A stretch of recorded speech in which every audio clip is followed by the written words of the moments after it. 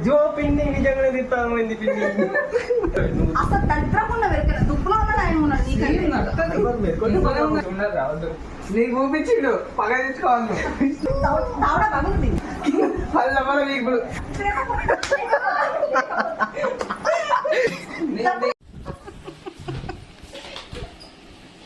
కాలు పట్టుకోవాలి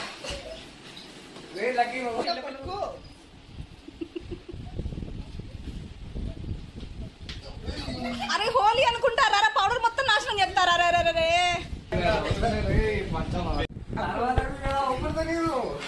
ఏ చిన్న పొరగల కాలం కాలం మంచిగా పెద్ద కొంచెం